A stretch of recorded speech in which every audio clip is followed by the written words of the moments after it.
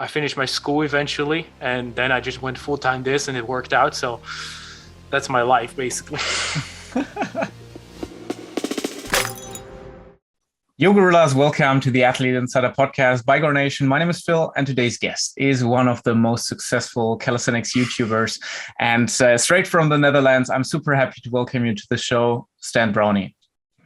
Thank you for having me, man. I mean, I'm super excited to be here. And I saw the post with lots of interesting questions, so I can't wait what you have for me today. Yeah, true. It was a hard choice. Really, it was the most questions ever that we received in an Instagram post. Like after 200, cool. I stopped counting. But yeah, I picked out the best ones, so we don't have a 7-hour interview. Yeah, I'm super keen and looking forward to start. First of all, how are you doing? How is life for you right now? Life is great. I mean, I'm super happy to be where I am right now. I mean, I'm in an insane sort of studio where I do most of my stuff for people that might not know me. I do like lots of videos online, and I love making videos, and I get to basically live my dream. So that's epic. That's going really great. Super cool, and I think this inspires a lot of people because in the calisthenics field, in the workout field, there are not a lot of people who can say that and who are like who worked for their dreams and then it paid off. So it's something special. And yeah, I mean, the calisthenics niche it's kind of a hard niche sometimes. It can be very, very hard for people as well because you just have to hit the right audience. And I try to make it as broad as possible. And I try to hopefully maybe even, because at some point in 2015, there were not even maybe enough people for it to be a sustainable, like just what I do. Yeah, I try to create the own audience and try to get people excited for calisthenics and get them excited for working out. And that's basically creating my own audience. And that's been working. Sure. So like that. And do you consider yourself as a calisthenics YouTuber, or how do you present yourself to somebody who's not who doesn't know you? I mean, I use the word calisthenics, definitely. That's what I do, bodyweight training. But I think, yeah, YouTuber, and then I make workout related videos, workout challenges, bodyweight challenges mainly, or just indeed like transformations, helping people, motivation. That's the stuff that I would describe it. Yeah. Okay. Really interesting. We will come to that later because I think the content type that you're doing is not the typical calisthenics content. So it's really well appreciated and special in this field.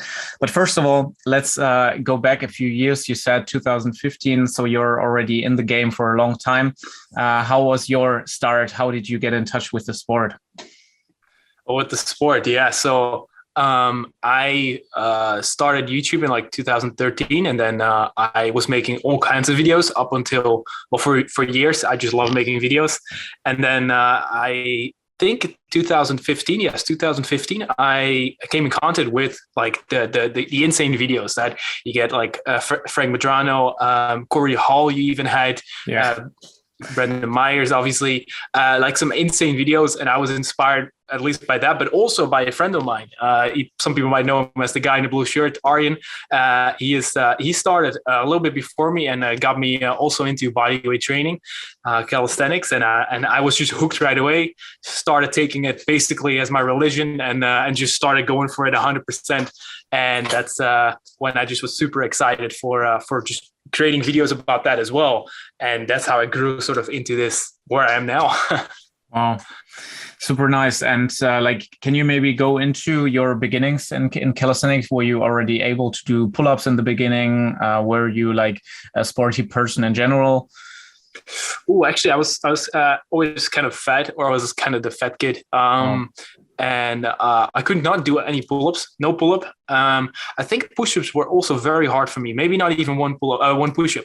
But I love push-ups, pull-ups. I just fell in love right away, and I just wanted to get that one pull-up. And I worked very hard for that, and eventually did that. Shared it on YouTube. Not really a lot of people gave a shit, but eventually they did, because I uploaded one of my first real big videos, which was like a body transformation 1 year. And I have to say, like, it was my life. Calisthenics, eating right, it just turned into my life like that. It came into my life like that, and it turned into my passion. And I was focusing on it like 100%. And yeah, that's basically how I built up. But I was kind of fat, basically. Wow. Yeah. That's interesting to know. Do you remember like the progress that you made in the beginning? How long did it take you to learn the first pull up or the first push up? I think the first pull up, I as a beginner, I kind of progressed decently fast. I think also because you're losing weight, so I tried to pull up, couldn't really do anything, and then I kept really working on that, like really working 4 times a week, 5 times a week, working out, just a lot of reps, a lot of volume, an insane amount of volume.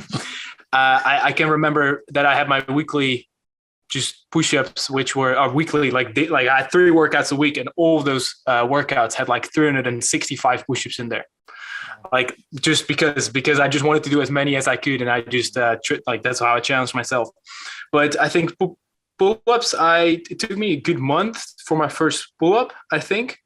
And then I built up from there, and then it went quite fast. And then I got interested in front lever and front lever. And then, I mean, I always pronounce stuff weird. So if people are calling me out for that, I'm sorry for that. I'm from the Netherlands. And sometimes I have this weird accent going on, and I never got it out because I got into calisthenics quite some time ago. And I just kept saying those words like lever. But that's okay. I'm doing my best. But yeah, so I think I progressed decent. I didn't have a lot of knowledge. I just looked at like Frank Bedrano, and I was like, damn, this is what I wanna do. And my friend Arjen, guy in the blue shirt, we pushed each other. We worked out 3 times a week together after school. Really put in the work. So it was school, workouts, eating, homework, going back to sleep. Nice. Basically, trying to make some videos on the side. That's what how it was. But yeah, I think the progress was all right. And then we build up, and then we just progressed together quite fast. Well, so in the beginning, it was more, you said the focus on the workout, and like video was something besides. So the top priority was workout, if I hear it right. Is it the same today if we switch to today, or is like today something changed? Good question. I mean, my priority for workout after I started growing like crazy on YouTube, for me at least, I mean, I was stuck on, I hit 23,000 subscribers in, I think 2015 or something like that. And then a year later, I was at 20,000 subscribers. So I lost 3,000 subscribers in a year's time, but I was still uploading 1 to 2 times a week. I was I like videos, but I lost subscribers. But then at some point I grew quite fast to 100,000 subscribers, 150,000 subscribers. And this is where I really, I mean, my priority when I started with YouTube 2013, obviously before working out, my passion was creating videos, and I just wanted to create videos. And as soon as I saw that was going well again, I kind of put the workout thing, I still did it, but I just maintained, which is not the best thing if you're just like 2 years into working out. Like you have so much progress still to do. But I was also doing like, I don't want to, it's like sort of the high education-ish for school at that point. So I had a lot of homework, a lot of stuff I was doing, and I still had to, graduate or finish my school. Mm-hmm. So kind of school, obviously, and then the videos, because I wanted to keep that up, and then just workouts whenever I had time. So I was kind of maintaining, but only 2 years of progress. You're maintaining a decent amount, but that's not an insane amount. But then after that, I got super excited again about working out. And now it's basically, I mean, I'm super consistent with everything, just super consistent with workouts, looking at my diet. I want to eat right. And the videos have a big priority as well. Like they are probably above workout right now to answer that question. Mm-hmm. But workout is very important. I couldn't live without working out. No. How do you keep the consistency? Like a lot of people asked about your motivation. How do you keep up the consistency, the grind? Yeah, I mean, just a lot of hard work and dedication. No, like it's it's honestly having the right goals, the right sort of, it's kind of a mindset, because it took me years to get to that consistent level of working out and combining it with school and with videos. And as soon as school dropped, I just replaced it literally all that time with school. Once I finished it, I replaced it with more and better videos. So it's not like I got more time. So that was not the best move, but I love making videos.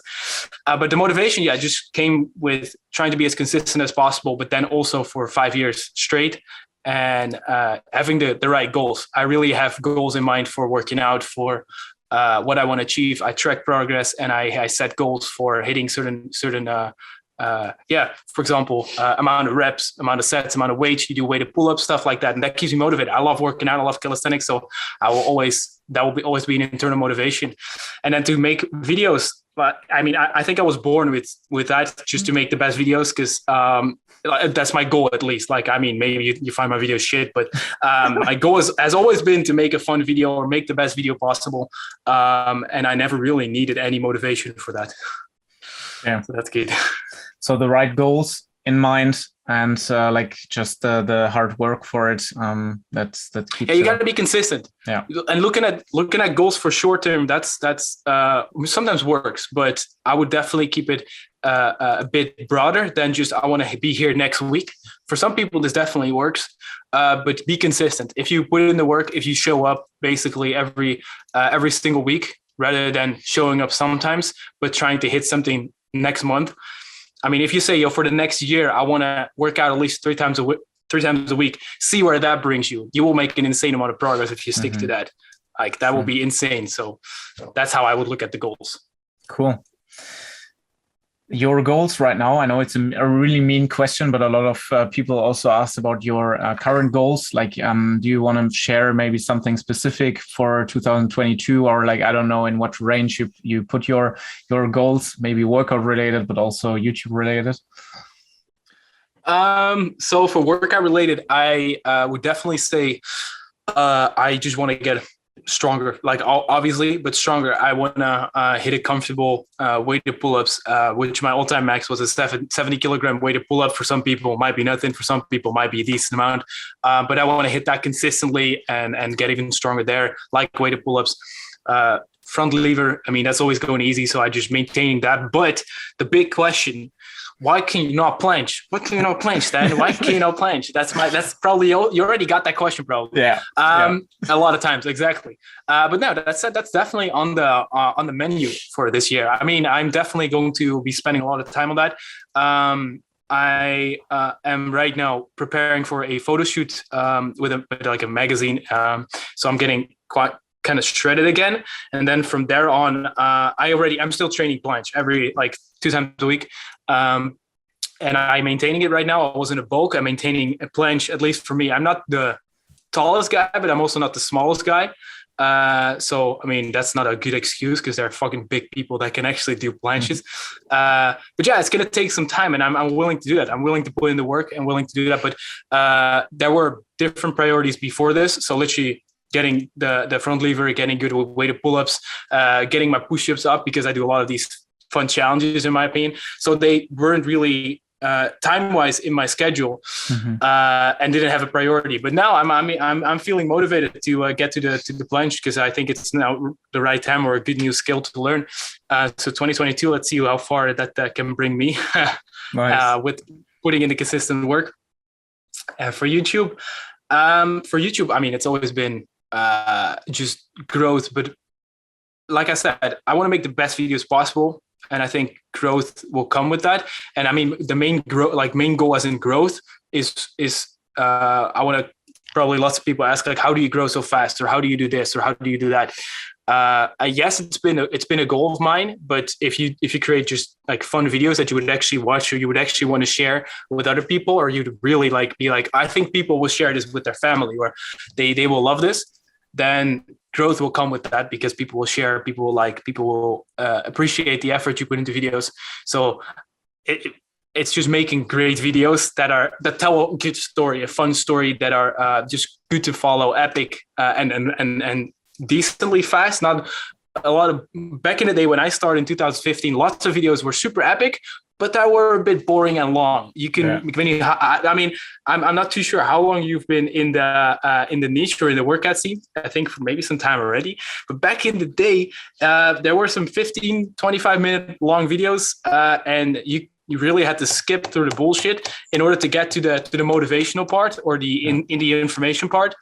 And I think we've come a long way, and there's some insanely good YouTubers out there right now that teach calisthenics, and I definitely check those out as well. So I think we've come a long way, but I just try to make the best videos possible. That's the goal. Nice.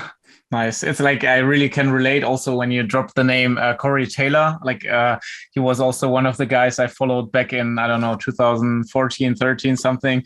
And like he had super nice videos, and he was always standing like shirtless in his backyard, but they were like super long, and you really had to make notes and like summarize a video of 20 minutes to half a paper.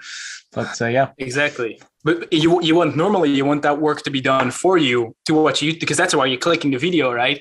But yeah, you got Fitness FAQs right now, who's doing definitely his part in teaching people and giving the right information out there. So you got lots of them right now. So people who are starting today, there's no better time than starting today.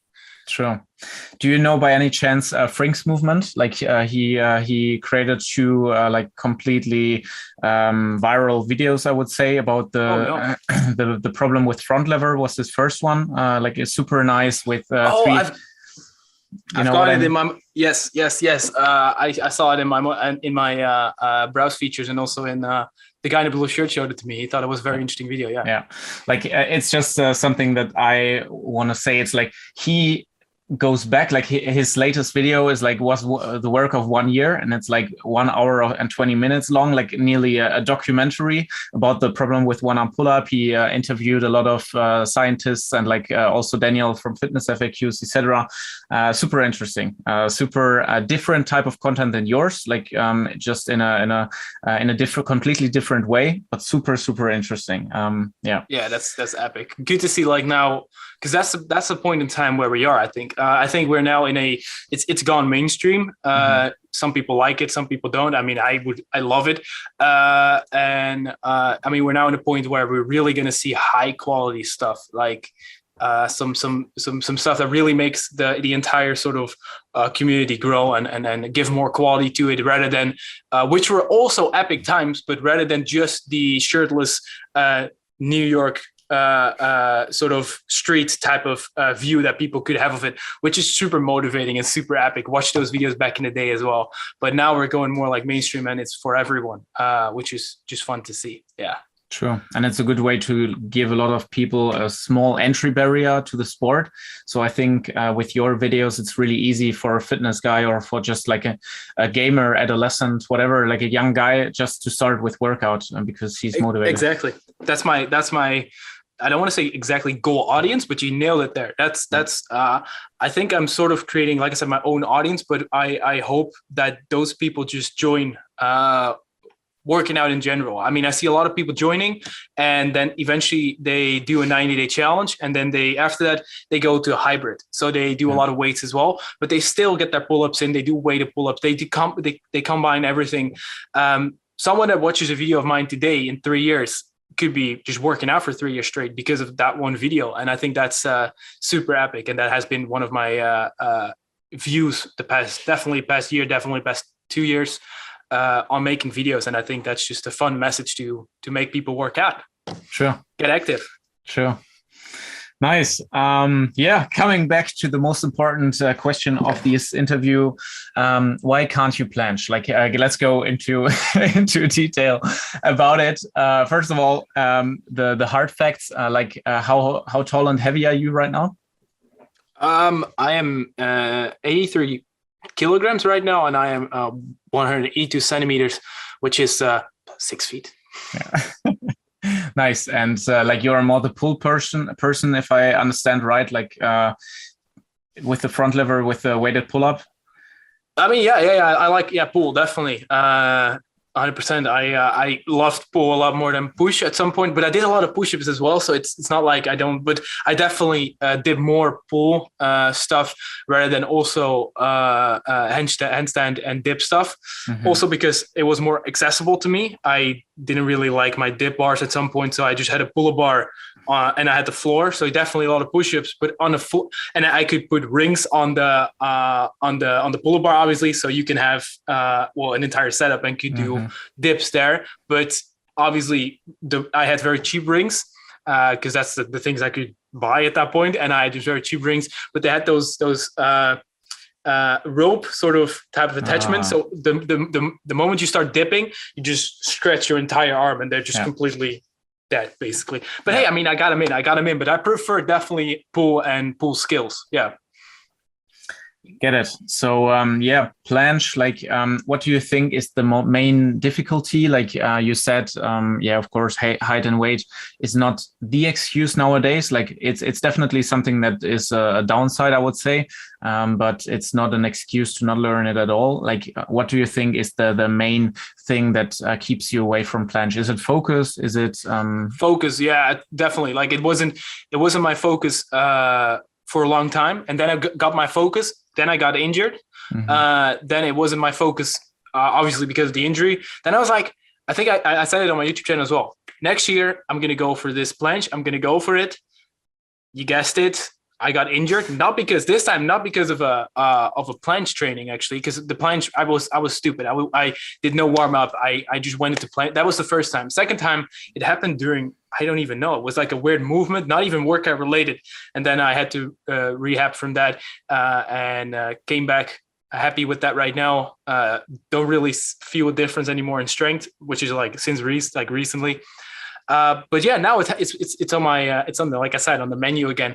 But yeah, that's definitely, as you can see, a 2-year gap where, so in the beginning it wasn't a priority at all, and then 2 years where I went up and down trying it, but just didn't keep people updated because there was no update at all, because I either got injured again and people are like, yeah, you got injured again, blah blah. So I didn't want to bitch about it online.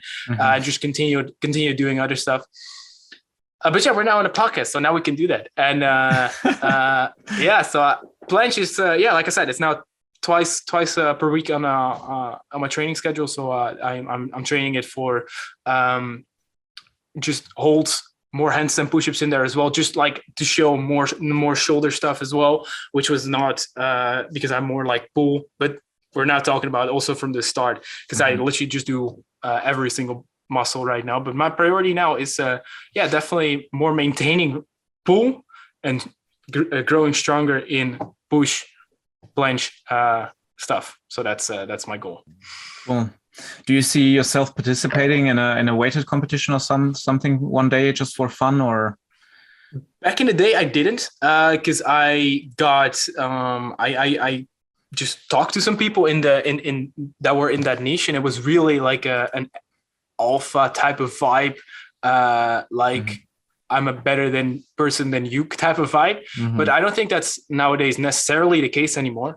I haven't been in any of those situations ever, really, again. But I might, maybe just for fun, here in the Netherlands, maybe. But no, I think I'm really not the type of guy to be in a park really like shirtless and being like hard music, loud music. And that's what I had at that point. I was like, okay, so you guys are preparing for a battle or something like that. Yeah, we're going here and here. And I was like, not sure if I want to be anywhere near there. Okay. But yeah, no, I kind of get it. But look, I do definitely check out some of the battles online, and I check out some of the competitions and see how strong people are online and how PRs are getting broken every single year, which is just epic to see. Sure. Do you want to tell us a little bit about your workout today? You already said because of your injury it changed a little. Let's ignore the injury right now. How would your week of workout, how would your split look like? I'm not injured anymore, so hey, which like the injury happened more than a year ago. So I mean, I already like definitely more than a year ago, but it just took a long time for the strength to get back. But I've been back for like a decent amount of time. But the workout right now, I work out basically 4 times a week. My workouts are like an hour and a half long. I try to squeeze in as much as possible in that time to make it the best possible, because this is really the time I have right now for working out. which is also coming back to that competition question. I talked to those guys, and my life back in the day as well was calisthenics. I would want to do 5-hour workouts. I can't right now. Those guys, they are spending 5 hours a day to get to that top level. There's no way I can compete with an hour and a half 4 times a week with 5 hours a day. And they are just, that's insane. That's an insane amount of work. But I love calisthenics in that way as well. But an hour and a half, simply said, I have 3 full body workouts and 1 just extra skill where if I actually have the time, which I squeeze in most of the time, just some random skills, now focusing more on the shoulder stuff. So actually getting stronger in handstand push-ups, planche, and human flag, which I also couldn't train at all human flag because of that injury. So my human flag sucks. But those 3 full body workouts, there's a skills day, there's a low rep day, low volume day, actually, and a high volume day. And literally what I'm talking about with skills, I'm working on the front lever, sorry about that, planche. Then I'm going back to front lever pulls. Then I'm going back to some more planche and shoulder related exercises. So it could be literally like handstand push-ups, wall assisted 4 reps to get really lots of reps in. And that's a better warm-up. I mean, lots of people will probably relate with this, at least what I've heard. My 4th set of handstand push-ups is my best instead of my 1st or 2nd. So I just do some shoulder work before, and then I go to freestanding handstand push-ups, repping those out. Most of the time like 4 to 5 sets. Especially the stuff that I want to train, like planche and stuff like that, like really put the focus on. Then I go to 1-arm pull-ups to get I like the skill and I love it. So that's why I keep those in. Then after that, I go to front lever pulls. So there's a lot of pull stuff again, but now shoulder stuff as well. After that, I'm trying to envision it like literally how I'm just walking the same thing and just like, all right, last time I did this many seconds, this many reps, try to fucking beat that. Let's do it. And then sometimes you do, and sometimes you don't. You have off and on days, but yeah. And then the last exercise is for my rehab still, I have some shoulder exercises that I do. And that's basically it. That's how I ended off. Just some extra shoulder exercises with bands, for example, or extra wall assisted handstand push-ups just to get even more reps in. But yeah, that's a decent amount of volume as well for skills workout. And I do give myself like 1.5 to 2 minutes rest for some heavy stuff for people that want to know. Next workout, heavy stuff. Then I do weighted pull-ups. So I go for reps with 50 kilogram.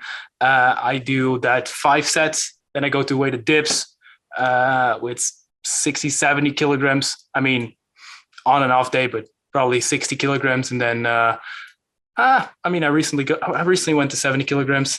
Nice. And then we go back to a little bit less heavy pull-ups, chin-ups, but still weighted. So between the 6 to 10 rep range.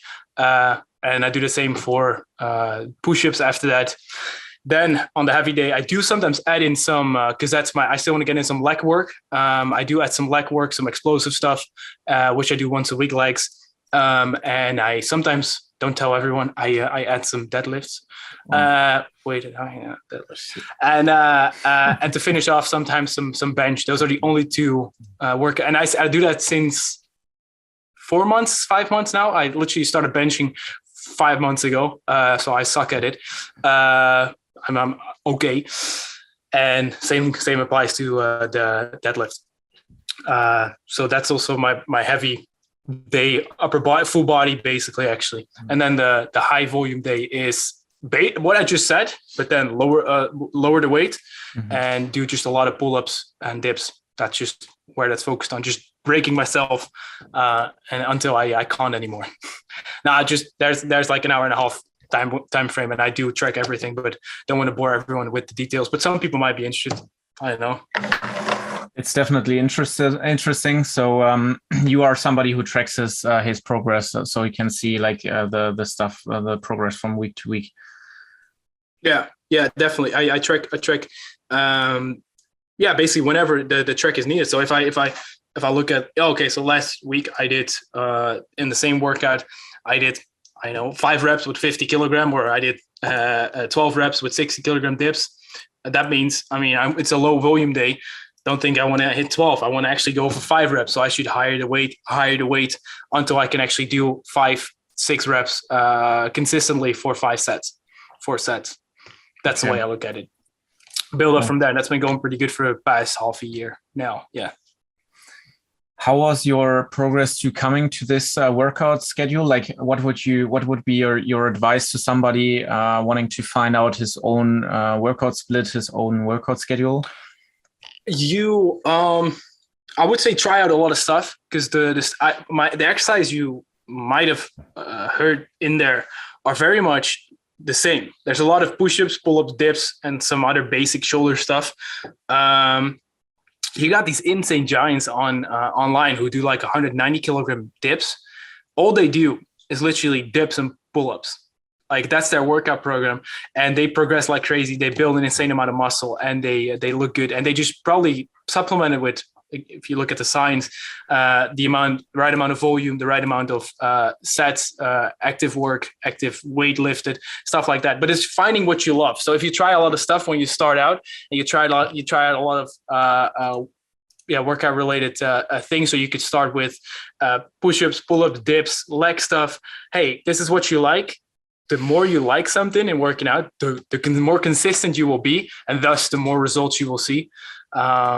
That's what I've noticed with every single one I've worked with, and they just really had to find what they loved, and to create your own workout routine. If you start off, don't set goals like, I want to work out 7 days a week. For some people, they get insanely big. Works, sure, but most people will fail because it's just too much. You just put yourself in a goal, you skip 2 days, and now you're done for the rest of your for your month or forever, because you're like, I just never going to work out.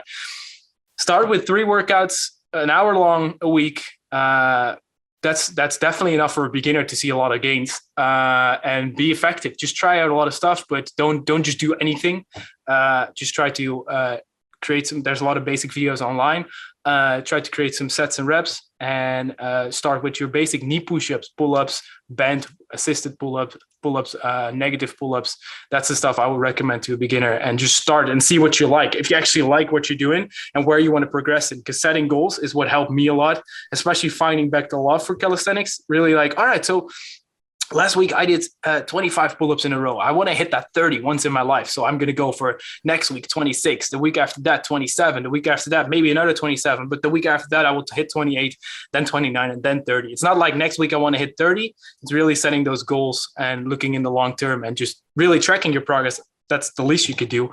And then really find the motivation again to work out. So, because you want to hit that goal, you want to progress. That's the way that helped me a lot. So, maybe it is, hope this is interesting.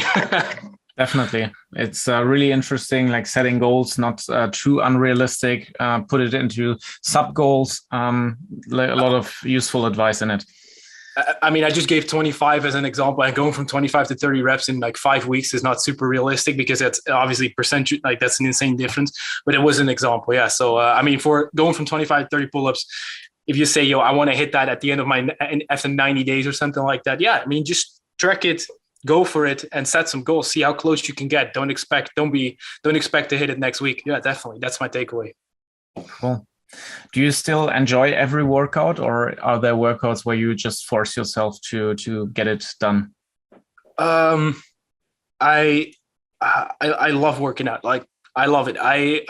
It's something completely different than sitting in this chair and editing, because I do a lot of my editing myself, or working together with people, or do meetings. And like I said, I really love I'm a basic guy apparently, because I like push-ups, pull-ups, and dips, and I look forward to them and breaking the previous workout. Obviously, there are off days. Obviously, there are days that you either have a deadline and you want to get something done, and you want to really get it done, and then you just don't want to work out because that's the thing, or you just don't feel like working out, because those days are also there sometimes, especially when I'm preparing for a photo shoot or something like that, and I'm on very low calories, and I could be like, but as soon as I start working out, I'm hyped. As soon as I put on the music, I put on my Spotify, and I hear the music, and I'm prepared. I'm going for that workout, and I really want to make everything count at that point, and just empty my mind. Don't think about stats. Don't think about analytics. Don't think about this. Don't think about that. Just go for the workout and hit that next goal, basically. Wow. Are you somebody who's more like what is your mood during the workout? Is it more aggressive? Is it more calm? Like what kind of music do you listen? It also plays a big role in my opinion. Yeah, exactly. Good. I mean, I'm not the type of death metal guy. Definitely not. Not my type of, not my cup of tea. But yeah, I do like a push. I do like a drop. I do like I mean, I think I heard some people listen to what was it again? Some of these, I don't know, iCarly songs or whatever. I mean, no, that's also not what I like. Okay. Some more like, also not my style, but no, it's more like just some fun. I could listen to a top 40 playlist and do a good workout, but having my own playlist with some drops in there and some remixes. Yeah, it's, I would definitely call it house EDM type of workout playlist. Yeah. Cool. Nice. But yeah, it's a focus mindset. So I'm not really like looking at that bar and going like go for that next rep. No, it's more like and then going for that and then grabbing the bar and just like repping it out, like boom, going for it. That's more like so there is some aggressiveness, but not really like I need to smack myself in the face to get that next rep. Okay. More like the determination or something like. Yeah. Cool. Yeah, coming back to your learnings along the way, maybe also giving some advice to I know it's always difficult to give general workout advice, but are there things that you can generally say, maybe stuff that you learned, stuff that you discovered in other people's journeys? What are the main mistakes that beginners do, like some general stuff, how you see calisthenics workout? Yeah, so we talked about some. If I think about the journey that I have had with lots of people during a series I do on the channel, which is like the 90-day transformation series, you see a lot of stuff that is very common for people that work out for like 2 years. That is, they obviously have no clue about. So you have to get into their mind. So that taught me a lot. And you see that they have no clue what weight differences mean, and they have no clue what mirror differences mean, and they just want to do everything perfect, but they also have no clue what's happening, so they just sort of don't look at anything. Simply put, what I would recommend to a beginner is don't put too much emphasis on the skill, don't put too much emphasis on like eating 100% right, getting everything right the moment you start. Build it up slowly, but be consistent. Show up, basically do at least 3 workouts or go for 3 workouts a week. Start slow, maybe even 2 if you don't have any more time. But start slow, 3 workouts a week, full body, and get in enough food. Do your research, like how many calories are you actually eating before starting, around many calories do you need. You could find it online. Not that is 100% accurate, but it could help you. And yeah, if your goal is to lose weight and the first week you're not losing weight, don't change anything yet. Give it at least like 2 weeks, and just trust the progress. Basically, don't overthink too much, but also be honest with yourself and be like, all right, I think my goal is to lose weight right now. I have been doing this for 2 months. I haven't lost any weight. Maybe it's the 500 grams of chocolate I eat every single day. Like, you got to be honest with yourself. But yeah, really enjoy the process. I think that's the main thing. And that's also what I try to have people take away from the videos. Enjoy the process and just get into it yourself. Like, really start today. And I don't care how you start. If you start with looking at my videos, if you started looking at someone else's videos, if you start looking at programs online, I really don't care. If you start today, I can guarantee that people in 2 years will say, damn, man, you got me into working out, and that was epic. I think that's pretty cool. And the only way to get there is to be consistent, because 2 years is a long time. It's not about getting 30 workouts in 30 days and then calling it a day. It's about 2 years, 4 years, 5 years, 10 years of progress. Some people have been doing this for like 20 years. So yeah, consistency. Oh. I'm interested in your viewpoint. You do a lot of 90 days challenges, and but you still talk about like long-term goals and long-term Yes. don't they collide a little? Like what are the 90 days about? Is it about to get starting, or like what is the special thing about 90 days? 90 days is I created the at least like the sort of 90-day type of view on working out, because you see that I started transforming people before I had any like 90-day challenge or anything in my mind. But I noticed that the first month, they still didn't really have a clue what they were doing. Second month, they started to learn a lot. And third month, I could actually be like, oh, damn, you already know that. 3 months was a perfect, like people say it takes 28 days to build a habit. Mm-hmm. I noticed that 90 days with just a normal amount of effort put in is enough to see like an insanely significant difference in terms of how people feel, how they view themselves, and how they look. And that's why I started doing the 90-day challenges to transform people in 90 days. And literally, I call it body transformation, but you see someone like transform completely, like his life, the way he looks at food, the way he looks at the way he goes, like just through life. With the people I've worked with, it's just insane to see, and it's super motivating. And I think 90 days is a good start. I will never say that someone after 90 days is literally going to be the I don't know, what's a good example, like going to be the same as Daniel from Fitness FAQs, mm-hmm. or at least someone I'm helping them, is so they're going to be exactly the same as me. They're going to be throwing front levers, and they're going to be gaining 20 kilograms of muscle in 90 days. No, definitely not. It's more about if you are consistent for 90 days straight, that's a long time. Like for people to, it's a short time if you think about it, but it's a long time to be consistent for 12 weeks straight saying, all right, I'm going to do this workout today. I'm going to do it this day. I'm going to do it this day. And that 12 weeks straight, if someone puts in the work for 90 days, definitely like that's going to be such a significant difference. And normally that's why I also, for certain 30-day challenges, which is one of my latest videos. Again, I was completely shocked by his results, by the way. But 30-day challenges, normally the only ones that I would post, because the results are significantly, and I also show the process that it's not even better. Like I might look better, but I don't feel healthier, because I go from like, I lose 5 kilograms in 30 days to be shredded for a photo shoot. And I feel like shit at the end most of the time. And people seem to like that. But that's more about myself. But we follow people through the process. So I started the 90-day challenge with, I challenged someone. I posted day one. Then we went to his 30-day progress, which sometimes the progress is not even that visible again. But then I'm always like, no worries. I mean, we also try to make people feel better. And you make them feel better already by showing them what did change. Like, hey, you actually doubled your push-ups in a month because you just got consistent with doing push-ups. And I mean, look at yourself. Look at that pump you got. Then we show people on camera like how he's now doing his push-ups and pull-ups and how he's pumping up, and then showing how confident he got after 30 days. That's basically the goal of those. And then we build up, and hopefully people follow along with 30, 60, and then the results in 90 days, and they are always epic because we make sure they are consistent for 90 days. That is my goal. Like, be consistent. After that, I think it should not be too big of a deal for you, because you have been consistent for 90 days. You will probably continue this, and they do so far. That's really cool.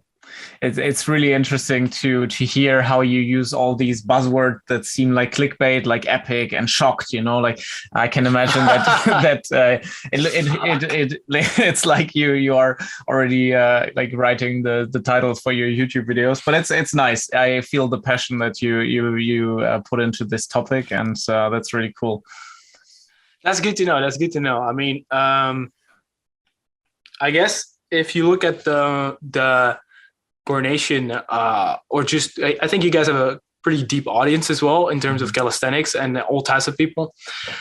I think it's funny to see that the calisthenic spectrum is super big. Yeah. You got all types of people. You got, like I said, the heavy death metal, epic, insanely, like I said, I'm using these keywords, epic, insanely working out guys, and they are super strong and they can handle the world, and which is great to see. And you also have people who just started, And the calisthenics before, and at least when I started, I have no clue how I impacted. Hopefully I impacted it in a positive way. When I started, it almost looked like there was no room for beginners. People who have been doing calisthenics, they felt like they were on top of the world. Not the ones I talked about today, by the way, but there were lots of people just shitting on beginners with anything. And I was like, these guys are just getting into working out. I mean, this is what we want to grow the community. This is epic. People getting, I'm sorry, now I'm going to use the word epic even more. These people, guys, girls want to get fit, and it felt like there was no room for them. And I think 2 years ago, I kind of realized that, and I also wanted to get more people involved and just started making easy challenges to join. Most push-ups in 30 seconds. Get on the floor and do push-ups, bang them out. Maybe post it on yourself on Instagram, and it's only 30 seconds. You know, I mean, maybe you can do 2. Maybe you can do. I can guarantee you, millions of people tried it. Maybe thousands of people posted it, because obviously, if you do 1 push-up, you're not going to post it. But they did get active at that point, and I felt like that just wasn't there when I started, and I hopefully kind of filled that gap a bit. And obviously some challenges, it could be viewed like weird because you only want to do these competitions, and you only want to look at these strict form competitions. I like to keep it as broad as possible, as easy as, except the more rules you start inviting, the more things you start introducing, the more complicated it gets, the less the higher the barrier will be for someone to join calisthenics, the bodyweight training type of style. And I just tried to make it as evergreen as possible. And I'm hopefully doing a decent job, and it seems to be working. And now today I'm daily, because I've been doing this for more than years, daily I get messages that people got started working out because of those videos. And it drives me even gives me a lot of drive, gives me a lot of power. It's about drive, it's about power. That's cool. But yeah, I think I view the calisthenics world a bit more like that. I mean, there were lots of comments, like people saying, when I started doing stuff like this, when I started showing myself as a calisthenics guy online, not even doing anything, just giving tips of what I did in the first year. I mean, I just had 1 year of experience, but people were asking me, so I just uploaded, obviously. And I had, like I said, I had 30,000, 23,000 subscribers when I started doing that. And there were people from the calisthenic community saying, yo, I can beat you. I'm way stronger than you. What is your problem? You look, this is shitty. This is that. And it only motivated me even more to just go next level and grow next level, and just motivate as many people as possible and be like, yeah, this is a world for you to do as well. Get fit, get work, get started with working out. And yeah, that's the story. I think that my point of view. And I think lots of people in the, I do know some people in the calisthenic community, and lots of people do lots of epic content, and I hope people like my content as well. That's the only thing. I hope I'm also a bit appreciated in the calisthenics community, but yeah, let's hope so. Super interesting view on the calisthenics scene. A lot of super interesting viewpoints. It's really I see as well the calisthenics community being split in a lot of different ways. There are the super strict athletes. There are the entertainment. Like, I would count you into the more entertainment, low 100%. Low entry barrier for beginners type of content. There is the scientific edge with fitness FAQs, Frink's movement, yes, these kind of people. It's interesting. I'm really interested in how it's going. I think you're doing an extremely important job to get a lot of people into the sport and to show a lot of people the sport. I just know from my surrounding, from my family, even there are my cousins who are really big fans of you, and who are super interested in your videos, etc. And it's super nice to see, because they used to be more the fitness guys, just bench pressing, and you convert these people, and that's super nice, I think. I think what people should, let's put it simply, what people hopefully can understand. And by the way, I wanted to point out there are lots of type of channels right now. Like when I started, that's what I noticed. Right now, yes, the calisthenic community is definitely divided, like you talked about, like we talked about, but there are all types of channels right now, and everyone is very. I mean, like I said, I talked to some calisthenics people in the community right now, and they are all super. Like lots of them are super nice. But I think what people should understand is that my videos collectively most of the time get yearly like 100 million views. Those people, it's not like I am taking away views from Daniel, for example. Those people that are funneled into calisthenics with the basic. I mean, there's no scientific, or at least I sometimes do because I like some facts or something like that. And I'm interested in that and a lot of stuff as well. We do. I mean, I watch a lot of those scientific videos, but I not necessarily put those in my video. Like I said, it's just overcomplicating something that should be in its core, just working out, just getting fit. But those people just funnel back to Daniel or funnel back to other people. They just start watching his channel because they are getting more and more involved, because they just, let's say I funneled them in. They're like, wait, I want to learn how to get better at my one-arm pull-up, or how I should perform the pull-up the best way. I mean, I have a whole tutorial on my channel doing that as well, but there's a way better one from Daniel online, and they will probably check out his video, and that's just funneling through everyone. So I think it's just making the community bigger in any way possible, which is happening right now. Yeah. So that's just how I view it, at least. I mean, not sure how important my opinion is, but that's my view. Yeah, super nice, super important, because the sport needs to grow. And it feels like the core calisthenics scene isn't growing that much, like as it could grow. I think this is why I think it's really important. Of course, COVID played a big role in the growth of calisthenics and bodyweight fitness in general. But it's super important that there are people like you, and I think this is why I'm super happy to have you also here in the podcast. Yeah, thank you so much, man. Yeah, it's super important to not only see pro athletes. Not that you are not strong, like 70 kg pull-up, super strong.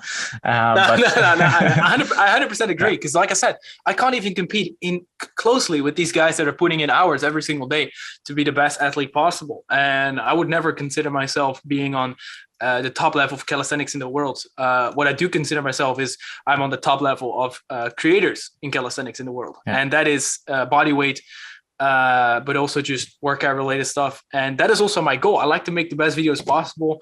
And I will never, ever say to someone that I'm way stronger than him or whatever. Yeah. Because I'm probably not. Nice. Yeah, you talked about habits. Like before we did this small, I don't know, we took this side road. You talked about habits, like 28 days to build a habit. What are habits that you would recommend to someone, or just habits that you like? Let's go away from recommending. We don't know who's listening, but what are habits that bring value to you in your life? I know I watched your video with Wim Hof, which was 10 out of 10, perfect. Thanks. It was really inspiring. But what are habits in general in your life that bring you energy, that give you power? I would definitely say I'm going to do do's and don'ts. You just mentioned Wim Hof. I definitely recommend at least cold showering a few times a week. It just adds that I feel amazing after that, but I also feel like it's just that small challenge that you overcome, especially maybe in the morning, but also just throughout the day. Don't put the barrier too high. Just whenever you feel, I sometimes feel like I want a cold shower, and then you go get a cold shower, get through that. Good. I mean, it's just an extra challenge. And I mean, with all the proven benefits, just a no-brainer, in my opinion.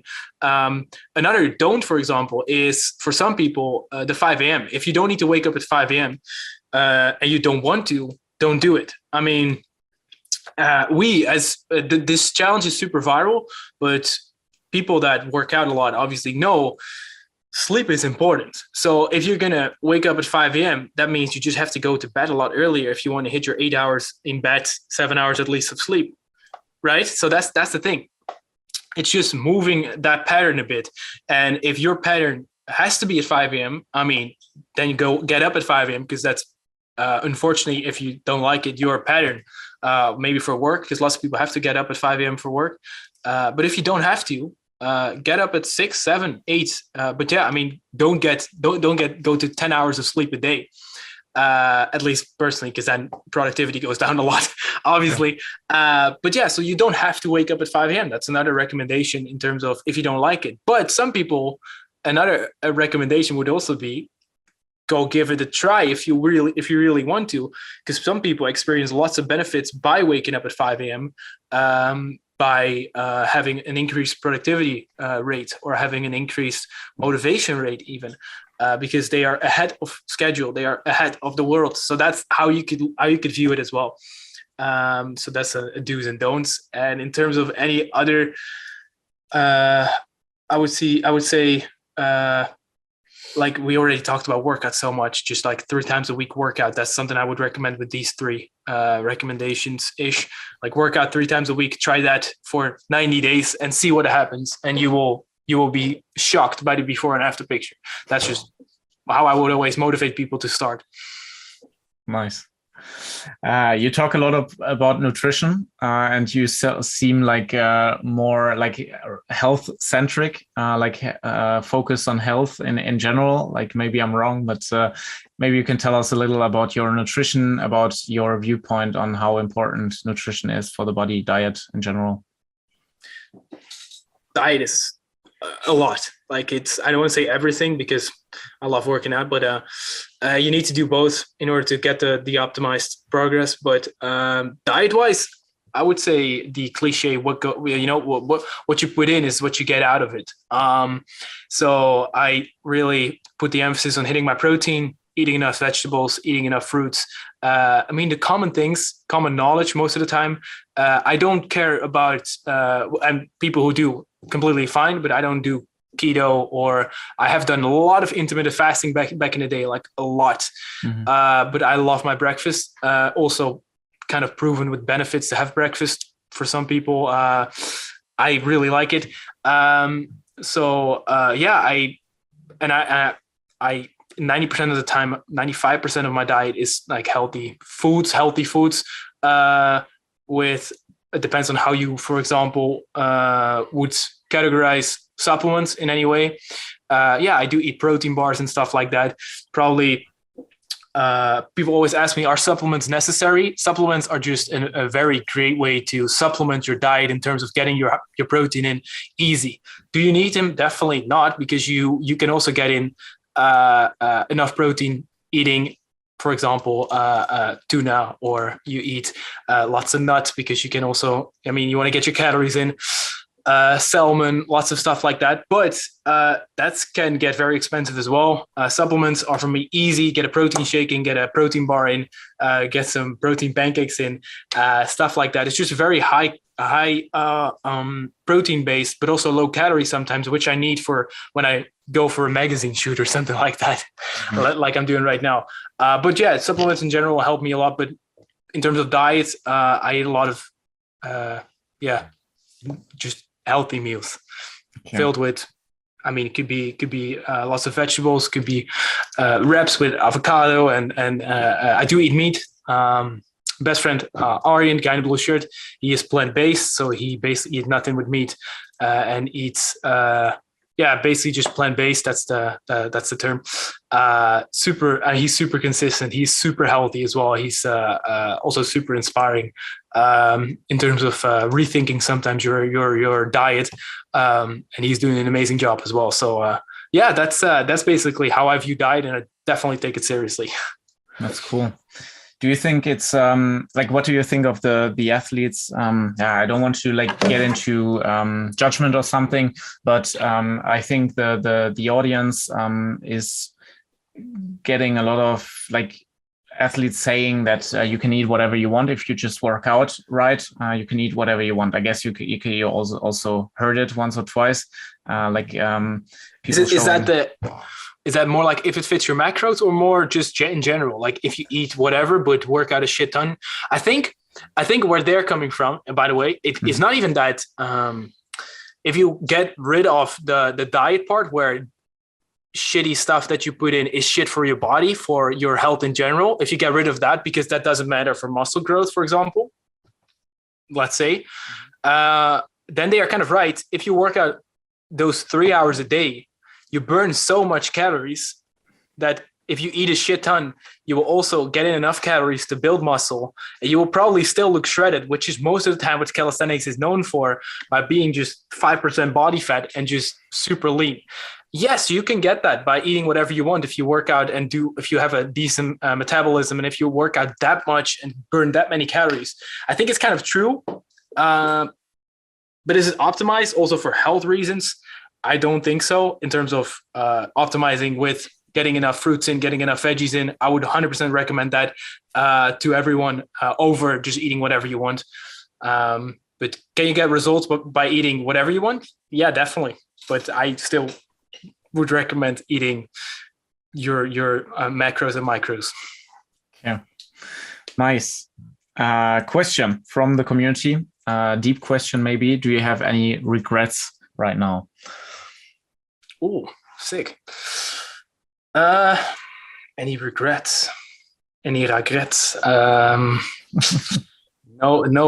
regrets. That's the tattoo on my leg says that. You know that picture? No regrets. It's an epic picture. No, I don't have. I have a tattoo. It's no regrets. No, okay. It's such a deep question indeed. I kind of don't. That may sound maybe weird, or maybe it doesn't. To have any regrets? I probably do actually, but I can't. On the top of my head, I can't think of one. I mean, the only thing I'm thinking of is like I finished my school eventually, and then I just went full-time this, and it worked out. So that's my life, basically. Literally, I mean, that's my life. Yeah. Okay. No, not really. No. Maybe regret is a big word. Like maybe switching back to the first YouTube video to starting to work out. Like, what would you do differently with the knowledge of today? Maybe that's the better question. Like, that's a big thing, but maybe you can tell something about this. Good, but then I think okay. Let me answer that question. So if it's about regrets in that way, you could say maybe with the knowledge you have right now, you want to make better videos. You could use the knowledge and the analytics I have right now to make those better videos. That could.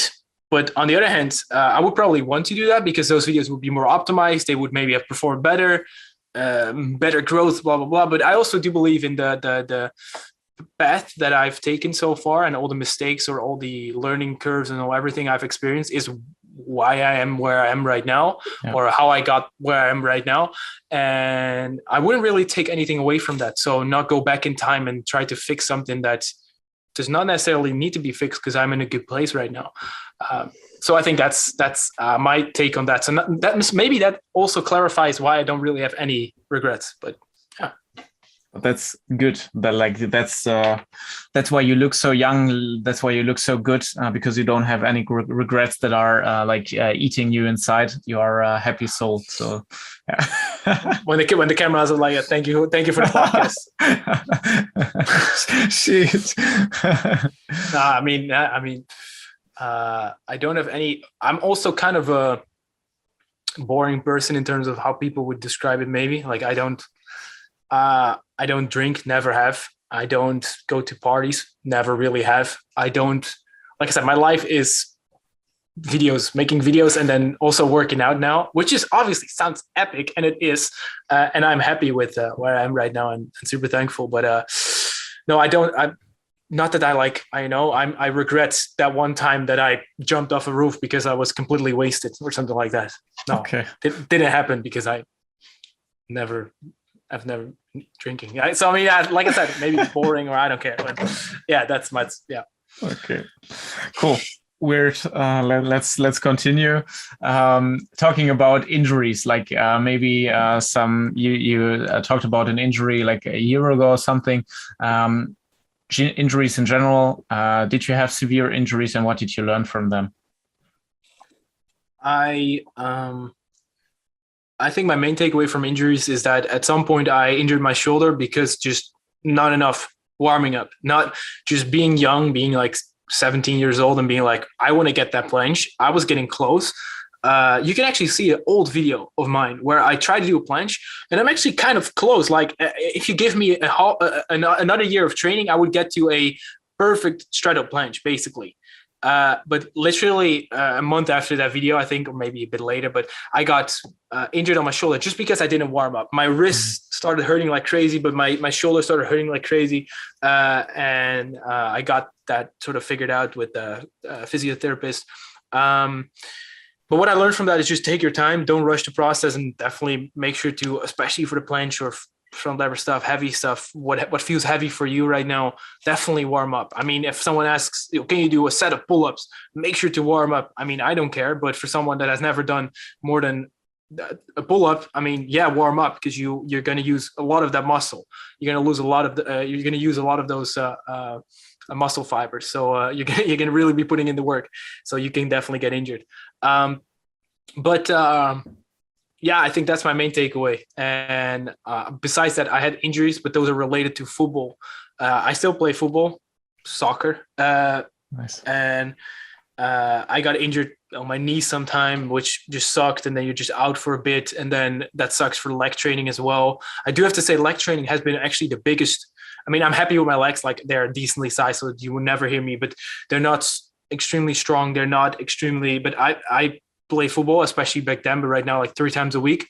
And I combined that with just 1 leg training a week. So it's not like 2 leg trainings a week. I just don't want to do something leg related 5-6 times a week, because then I would feel exhausted the entire time.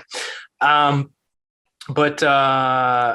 I love football, but I started playing in a team with just only friends, and it's quite a low level. So some people might be a little bit not so good at it, and then just like they just fuck you up because they can't play football.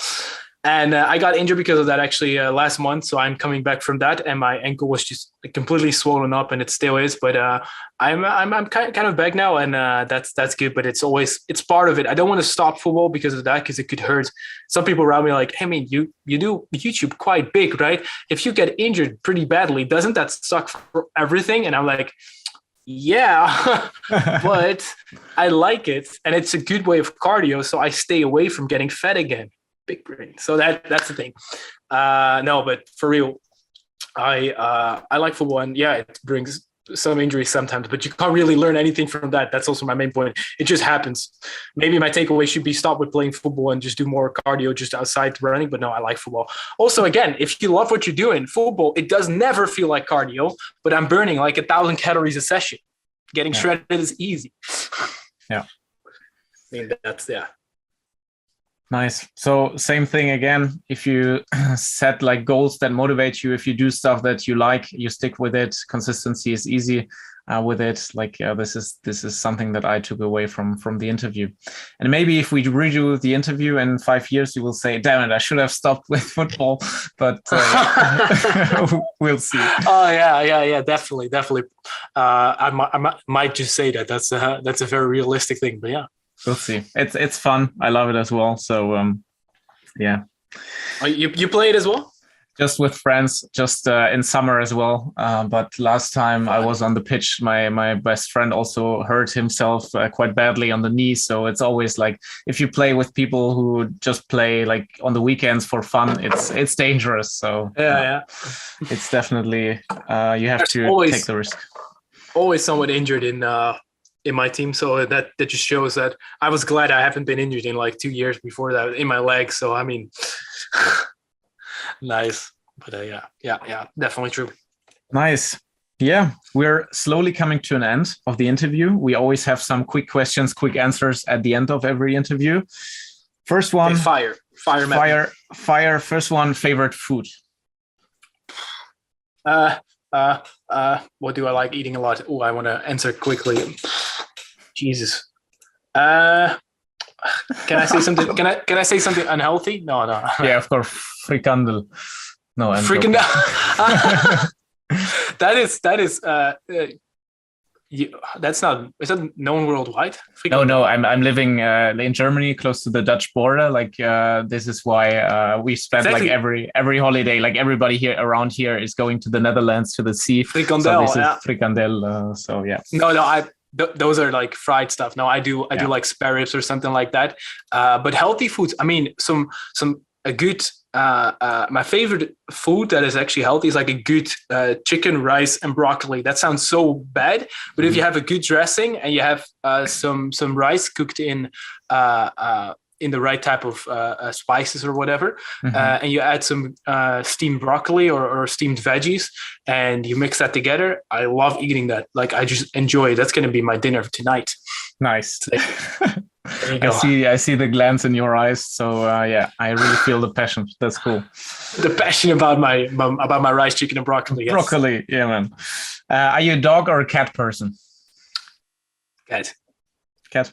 Okay. I mean, I have 3 cats at the moment. At least in my family, we have 3 cats now. So cool. Good for you. The title of your first YouTube video? Holy shit! I think it's. I know exactly what it's about. It's a Happy Wheels play. So I used to game. My channel was a gaming channel back in the day. It's a Happy Wheels playthrough game, like not heavily inspired by PewDiePie or anything like that. Okay. Yeah, because I think your YouTube link or something, like there is this one thing you can't change. I think it's the link of the YouTube video. / Browney does work, but you probably see Epic Steam. Yeah, and like I was just like, oh, the epic again. I think we have to call this. We have to call this interview epic. Like it was, I think the word that was used the most. But epic seems to be your favorite word, no? Actually, if I look at my channel right now online, you can. There's only one video that is online. It's like a sort of reaction game, the maze game. You can see that. But my first ever video apparently is not online anymore. I think I privated it years ago because I thought I am too mature for this content. I was like, I don't know, 18 or something. But if I put it online right now, I'm afraid that people will get a notification because this happened before with big YouTubers. So I don't put it online, but otherwise I would just put it online. Okay. But yeah. Nice. Notifications being sent out to 1.8 million people with this video. That would be cool. Oh, nice. I think I don't have 1.8 million subscribers after that notification. But you're back to 23 then. 23K. Yeah. Exactly. Nice. Yeah. What athletes inspire you? Like, doesn't have to be calisthenics, but what athletes in general are inspiring you? I would definitely say that just seeing how some athletes, I just scrolled, I follow a decent amount of athletes actually. I follow a lot of different types of athletes online, and my Instagram feed sometimes definitely motivates me, and sometimes obviously you should not compare yourself too much, but it most of the time just motivates me, and also stories, seeing how much effort people put in at the moment. But what kind of athletes specifically motivate me at the moment? Checking the Instagram bubbles, which name is the last one? The one on top right now is Stipke. Nice. There you go. That's definitely also putting in the hard work, always in his story. I like some funny videos from a guy, Beck guy, also awesome guy. Shout out to him. He does weights, but he definitely posts some good memes and is also putting in the work. But yeah, just lots of athletes. I think most athletes would be surprised maybe, but I know a lot of calisthenics athletes, I think. And I just follow a decent amount and just see them pop up, and I'm like, yeah, epic. Again, epic. Epic. You brainwashed me to use it even more, I think.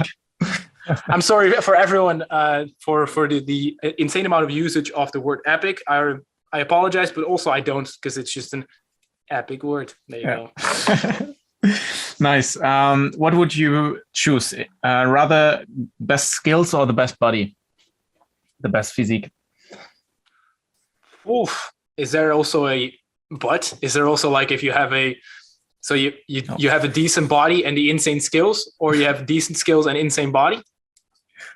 Either you're completely fat and you can do some LTs. But you can planche. I can finally planche. No, no. I think I would go for physique, but that would mainly just be because of I am also doing YouTube, and I don't think lots of people will click a lot of videos with just a bad physique in there. But otherwise, what I like mainly about calisthenics is generally the skills and the training for that. So maybe without YouTube, I would have gone for that one. Okay. If you could unlock one calisthenics skill, whatever planche. Okay.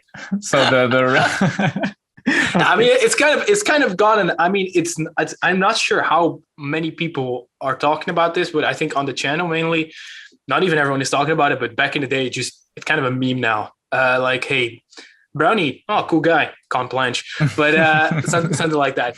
No, I think Planche then to fulfill the meme. Let's just do planche.